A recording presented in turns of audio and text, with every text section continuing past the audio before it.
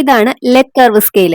ഇതിലെ സ്കെയിലിൽ എഴുതിയിരിക്കുന്നത് ഡിസൈനർ ലെഗ് കർവ് സ്കെയിൽ എന്നാണ് കേട്ടോ. ഇത് ശരിക്കും പറഞ്ഞാൽ ബിഗിനേഴ്സിനൊക്കെ ഭയങ്കര യൂസ്ഫുൾ ആയിട്ടുള്ള ഒരു പ്രോഡക്റ്റ് ആണ് കേട്ടോ.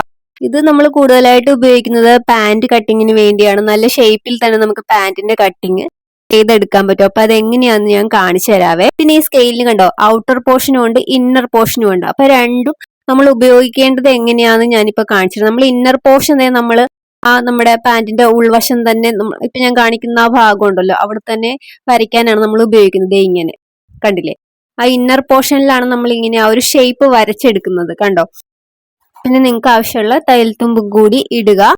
പിന്നെ നമ്മൾ അതിന്റെ ഈ സൈഡ് കട്ടിങ്ങുള്ള പാന്റ് ആണെങ്കിൽ നമ്മൾ രണ്ട് സൈഡും കട്ട് ചെയ്യണമല്ലോ. ഇപ്പോ നമ്മൾ ഒരു സൈഡ് കട്ടിങ് ഉള്ള, അതായത് നമ്മൾ നോർമൽ പാന്റ് ആണെങ്കിൽ നമ്മൾ ആവശ്യം മാത്രം മതി. അപ്പൊ സൈഡ് കട്ടിങ് ഉള്ള പാന്റ് ആണെങ്കിൽ ഇത് ഇങ്ങനെയാണ് ഇത് വെക്കേണ്ടത് കേട്ടോ, സ്കെയില്. അതായത് ഈ സ്കെയിലിന്റെ ഔട്ടർ പോർഷൻ ആണ്. ഇപ്പൊ ഔട്ടർ പോർഷനിലൂടെ വേണം നമ്മൾ ആ ഒരു ഷേപ്പ് വരച്ചെടുക്കാൻ. നമ്മുടെ ആ സീറ്റിന്റെ അവിടുത്തെ ആ ഒരു ഷേപ്പ് ഒരു കർവ് പോലെ തന്നെ വരും. കണ്ടു, ഇച്ചിരി വളഞ്ഞല്ലേ ഇരിക്കുന്നത്.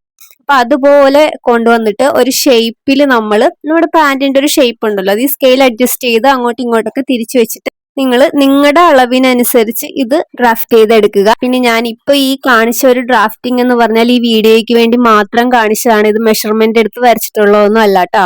അപ്പൊ നിങ്ങൾ പാന്റ് കട്ടിങ്ങിന് ഈ സ്കെയിൽ ഉപയോഗിക്കുന്നുണ്ടെങ്കിൽ നിങ്ങളുടെ മെഷർമെന്റിൽ മാത്രം എടുത്തിട്ട് ഈ സ്കെയിൽ ഉപയോഗിച്ച് ഷേപ്പ് ചെയ്യുക. അപ്പൊ ഇതിന്റെ ലിങ്ക് കിട്ടുവാണെങ്കിൽ ഞാൻ കൊടുത്തേക്കാവേ.